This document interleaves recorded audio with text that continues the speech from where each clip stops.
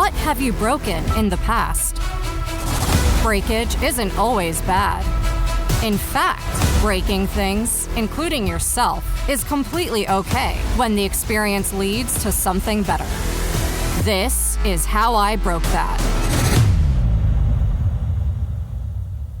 Hola breakers, we're breaking into the music industry today with lifelong classical guitarist Gil Gutierrez. Gil's breakage began early on when he grew up in a humble home and dreamed of playing a cello that was not in the budget. His brother gifted him a guitar, and the rest was music history. Gil's success story started early. He was only 14 years old when he began his first reoccurring gig. He paid for his college education by performing on city buses. Gil's hard work paid off as he broke his way into the international classical music industry.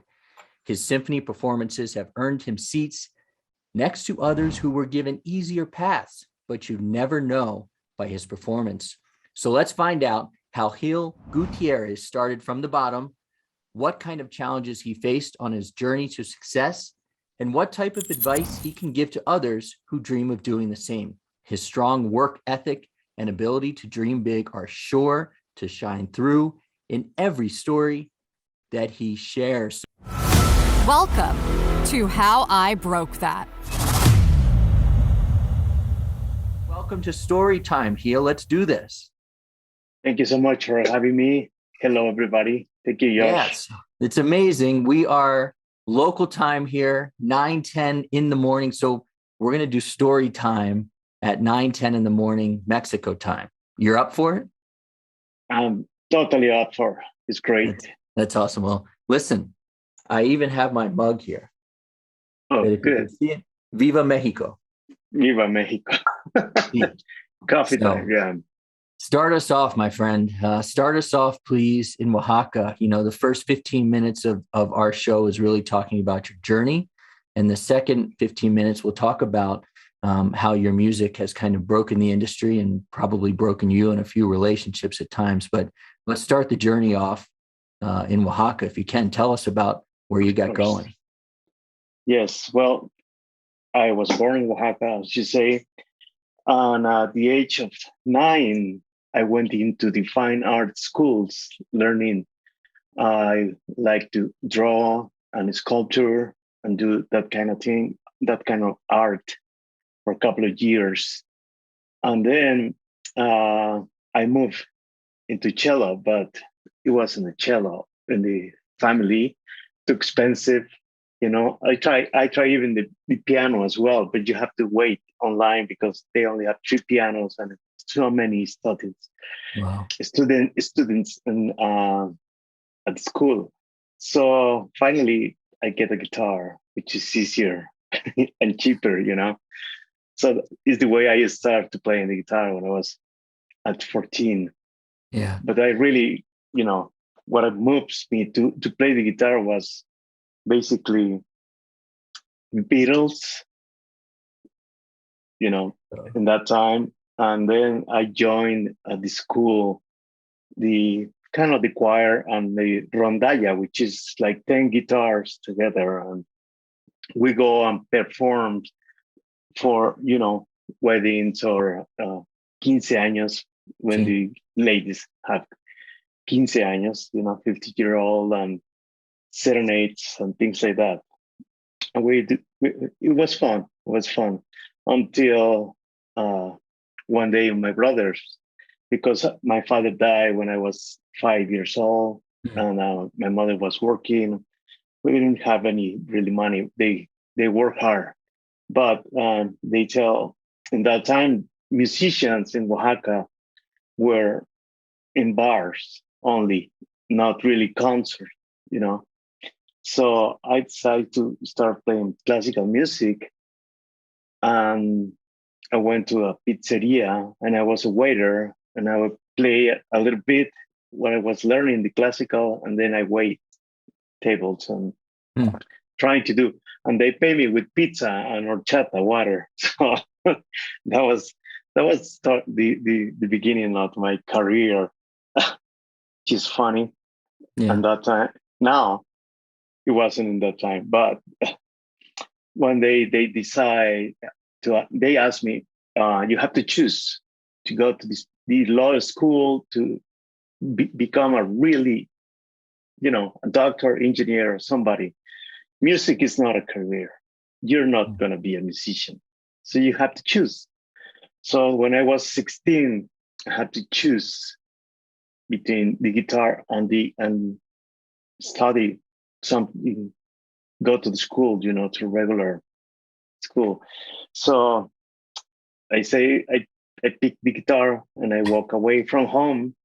Wow. And I went to Mexico, and I started trying to find the way to get into the school. It was hard. And for people who are outside of this country, when you refer to Mexico, you mean Mexico City. Mexico City, yes. See. And it was very difficult, in that time, because nobody paid attention to really classical music on the buses.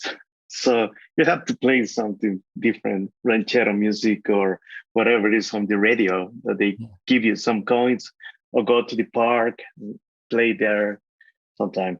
But one day I came to San Miguel de Allende just to visit for a weekend with some friends. They told me it was a beautiful place. And that time I was like almost 18 years old. And I loved this place. So I start playing in Mamma Mia, and I start playing in some of the bars here, and I say, I got to come back to the school and learn more, because I really don't want to be just a bar musician or a restaurant player, I like flamenco, I like classical, I like Cuban music, I like rock, I like everything. There is only two kinds of music in that time. You say good and bad. You can play whatever you want, but it has to be good. So I went back to Mexico and still, playing at the buses, doing that hard part of my life, and sleeping on. I find a place to live where I only have papers. That was my bed, and just drink milk and some bread. That was for a year almost. Wow. It was worth it.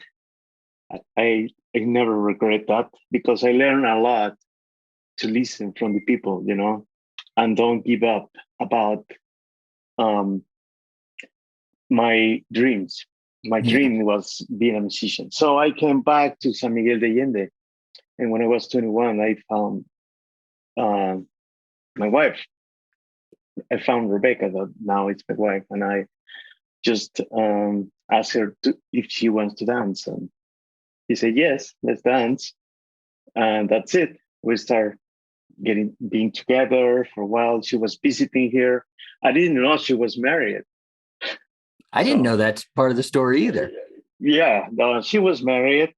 And that time, she's a little bit older than me. And she said, I'll be back. I have to go and do something. And she's from Los Angeles. So she went back and finished close business, divorce, and came back to San Miguel. And I was like, wow, really? You do that? And I was like, okay, I can never have babies. I cannot. And I say, well, that's okay. And so I have several operations, and I cannot. I say, I'm a musician. I want to be, okay with that. And I'm okay with that. And I just, it's easy to travel and do your life. So one month later, she was pregnant. And San Miguel is a magical place, right? Oh, yes. You can even make babies. The altitude, yeah. And, we went back to Oaxaca, and she started making rocks, tapestries. And I continued playing on the bars, making a living for the baby, and came back to San Miguel, have another baby. Basically living here, moving around a little bit.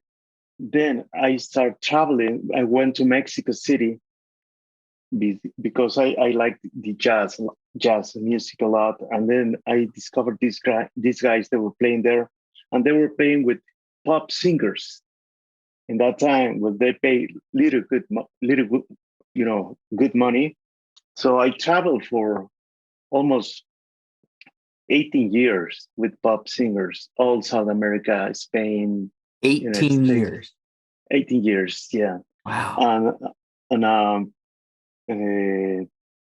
was, back and forth, back and forth, back and forth, just playing, traveling, and come back, let the check, change the clothing, and keep going.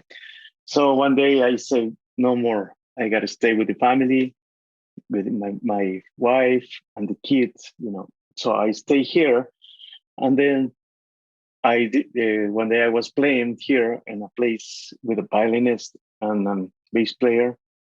And here comes Doc Severinsen. Doc Severinsen. Walking, Did you know it was Doc when you saw him? No, that was funny because I was sitting and playing and I saw this family together. They having a reunion. So I said after playing the first set at the bar, having my tequila and break time, and he walked over towards me and started talking to me, and in this town, there's a lot of American people. They always promise me, oh, I'm gonna take you, to places, to whatever, to do Those these gringos. to concerts, and good times. But we start talking, and he started making jokes about musicians. He was so funny, and then I say I gotta go back on stage and play. And he said, well, by the way, my name is Doc Severinsen. And I just shake his hand and say, nice to meet you, and walk away. I didn't know who he was. But explain for our audience who Doc Severinsen is. Well, everybody knows Doc Severinsen. In that time, In that time, I didn't have TV when I was young. Yeah. And I never saw the the Johnny Carson show, where he was for 30 years the leader of the band, and one of the greatest trumpet players that is still alive. 94, we still in contact. He doesn't want to go out now and traveling, do more concerts because of this COVID thing, but I spent with him from 2007 when he moved here until, we did like 400 concerts with the symphonies and with the group that we create here in the United States. Yeah. So, and you also played it in my hometown at the Kennedy Center, right? I play at the Kennedy Center and the Millennium Room. I play at the Carnegie Hall with Doc. I did. We play with all the symphonies. America has beautiful symphonies, but I really like the Minnesota Symphony, the Seattle Symphony, Dallas. We play everywhere, and I learn a lot from him. Yeah. Always telling me about his life and the way he moves and how you always have to perform, and like it's the last time you gonna perform in your life, so you have to give it all to the people. And you give it all to the people, and I am lucky enough almost every Sunday with my family and lots of other people to see you play every Sunday at Sandunga. Can you talk about Sandunga and how that came together as a plot of land, as a place where you were jamming, and now what it has evolved into? Yeah, 12 years ago, we were still traveling with Doc, and we decided to find a piece of land that we can, just get out of town for a while, build something simple, and just, to have a little carne asada, some picnic time there. So I really liked the idea in that time. And then I loved being out of the country, So we bought that piece of land, and I started going there for when we were not traveling. Um, I went up there at 7 in the morning, and I come back like 5, like albañil, working, help my workers putting together some walls and, cleaning the land and finding the place where I want to build something.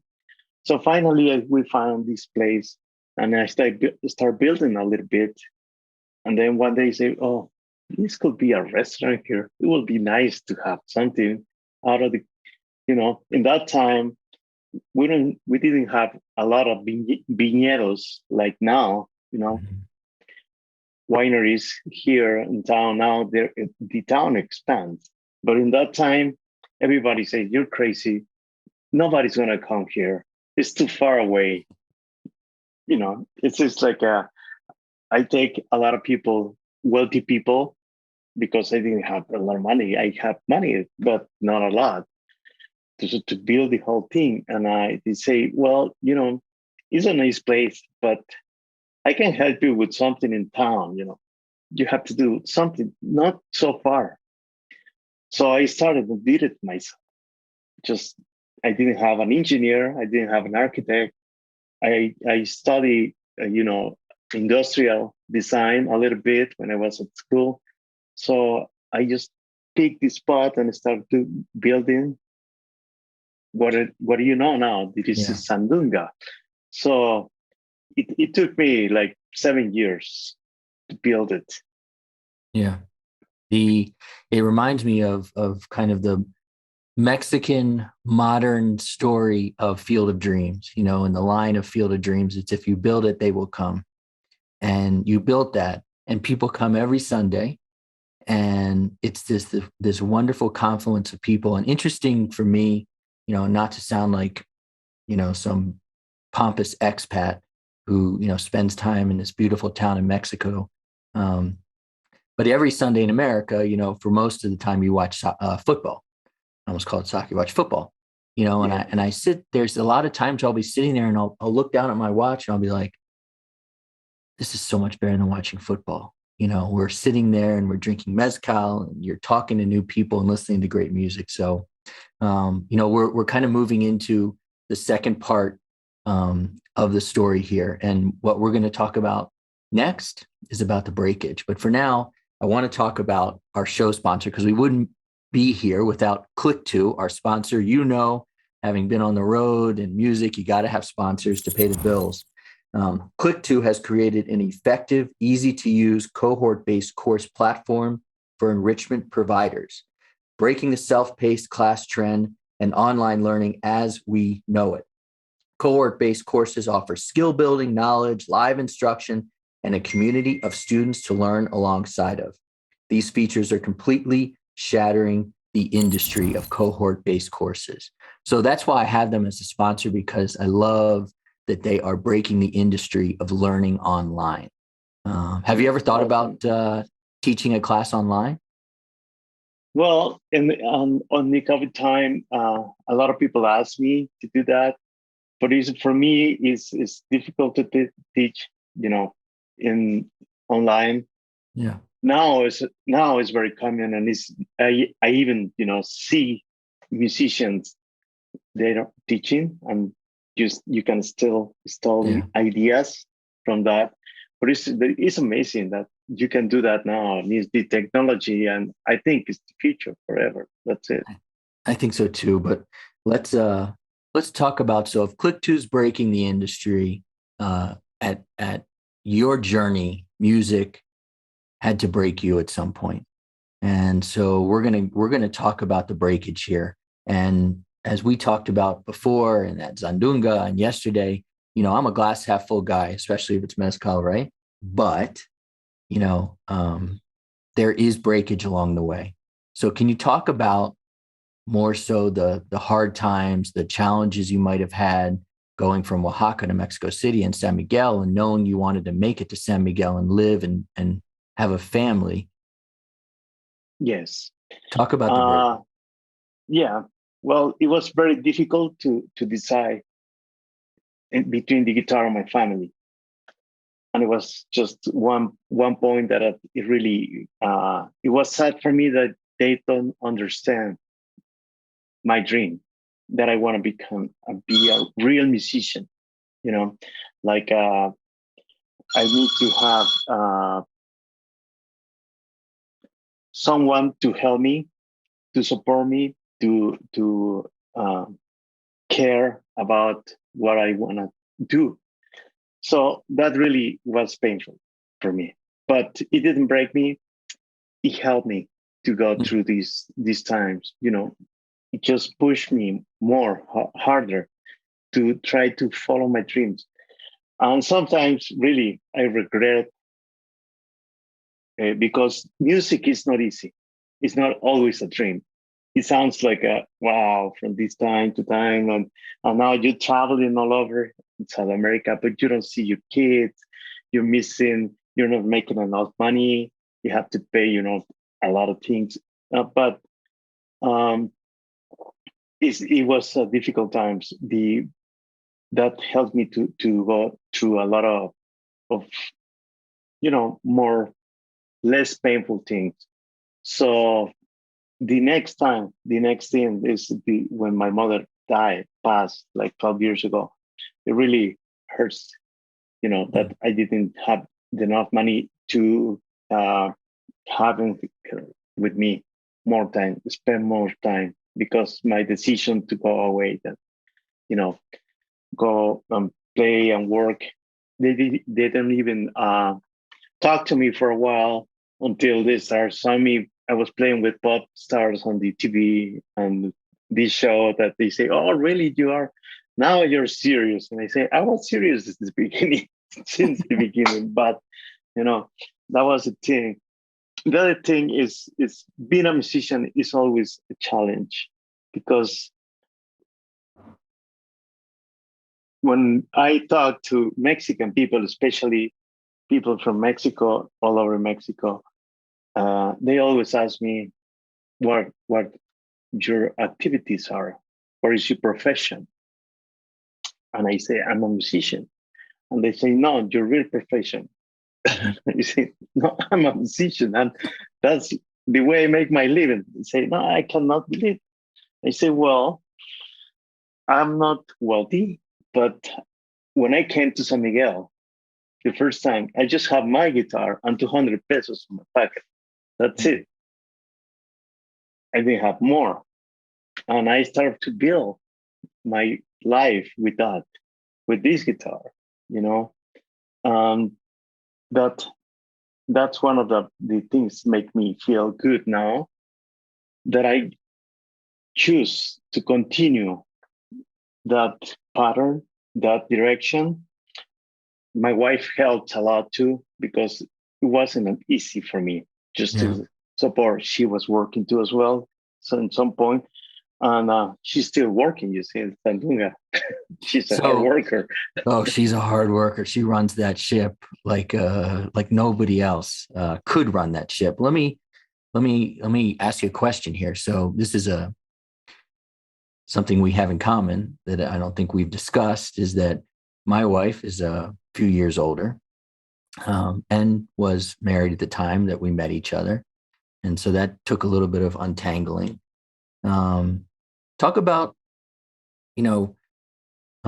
strengthening relationships and helping them to survive during tough times when you're chasing your dream and you have somebody, who's definitely supporting you, but also has their own needs and wants and desires. Well, it's very, very tough to be a musician and not, drink or party or traveling a lot, and not being there for, the family. So, yeah, it's a lot of fighting about doing that, and, focus really on the music. And in that time, my wife and my kids helped a lot to just maintain that line, the direction with the family. I almost gonna be, we are 49 years marriage. It is a lot.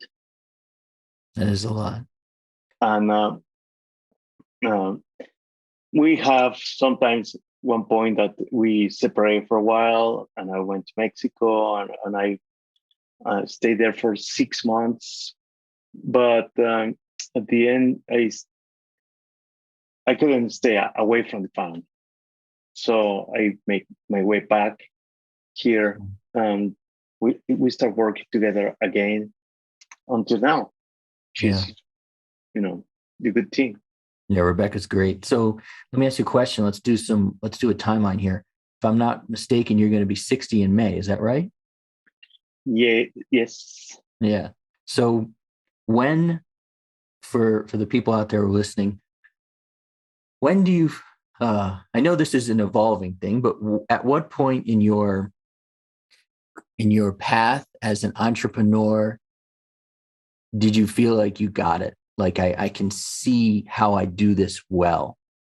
How old were you? Well, I was, 44, 48.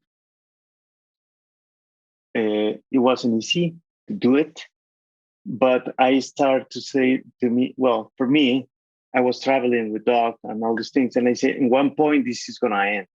So I gotta start doing something else, create, because I've been working for a lot of restaurants, a lot of places, Mm-hmm. and I say it's time to build my own place, do my own thing, and not depend on what or how the other owners, they pay you, they treat you, they feed you, they everybody take advantage of you sometimes Yeah. in one way or another. So I say I'm gonna do my own thing now. I want to really focus on that. So I start doing it like with friends, helping, people do I know, to invite them there to Sandunga to like a picnic thing and things like that.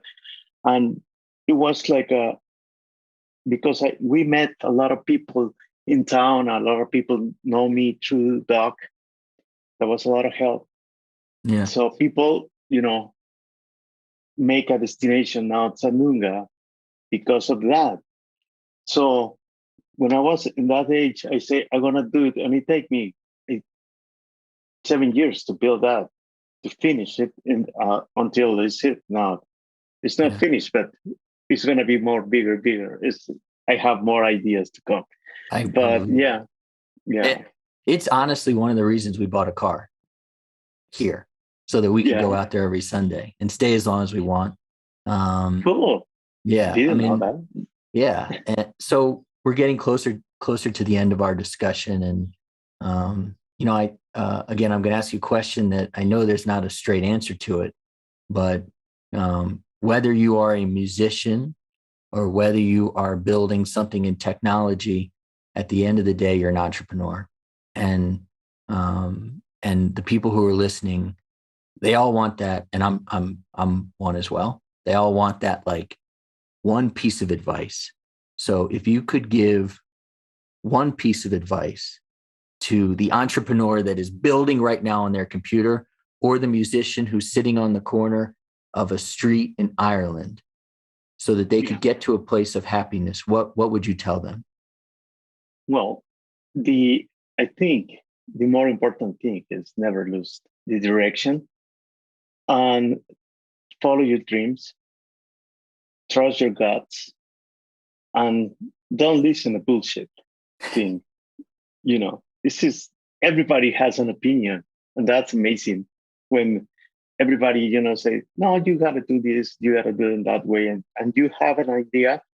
And I have done that some people told me to do, and the was the wrong idea. The first idea that I have is the one it works. So I always trust myself, and I say, I have to do this, and I have to do it in that direction. Now, of course, you have to have a good team, and you have to have a good support around you. That's the most important thing, the environment and the people who is around you. It has to be, healthy, And because if not, they take you several places, and human relations are not very easy. Mhm. But for me, it's just follow your heart, follow your gut. Yeah, you talk about human relations. I hear you on that. Relationships can suffer as you're following your gut. In the last moments here, this is the second straight conversation that I've had. I was on a show a couple days ago, and we talked about gut. So, just talk a little bit more about how important the gut is, and it's such a real thing, huh? Yeah, it's just, when you first have an idea and you think it's not going to work it, or it's not worth it, or it's not going to work, uh, just try a different directions, try different ways to approach to that idea. You can see it from different angles and think really that it can be done. Everything that you think, it can be done, except stop dying. Yeah. And probably what also you're, I think it's necessary, and I've experienced this, I'm sure you have, and whether it's a relationship or something that you're building, taking a step back. Have you had a moment where you were working on a song or doing some music and you're like, you know what? I got to just pause for a minute here, and then I'll come back to it. Always, always. You have to take a pause. But creation finds you when you're working, when you're practicing. It doesn't come from nowhere unless you're a genius. It's just you have to work, work, work until you find that. And if you cannot find it, you can stop and have coffee or tequila or mezcal, whatever you want, or come to Sandunga and relax. But it's just like they'd always, take a break and take a look what's happening. Sometimes you'll be surprised that, oh, that's it. That's what I want. If you look at from the lines. Well, I can't wait till the next time I get to take a break with you and Sandunga, have a mezcal, have a hug, and I will thank you in person for being on our show. I think that the stories we get to tell, the people that I get to meet and learn from, and the audience gets to learn from, we appreciate it, because you continue a long line of guests that we've had who have persevered, one, and two, are good people. And so I appreciate you for being both of those things. Thank you so much for having me here. And I appreciate your invitation, Josh. Yeah, thank you. All right, that's it from Mexico from us. We're going to switch from coffee over to mezcal. Thank you for joining us. Peace. Thanks for listening. Next time on How I Broke That.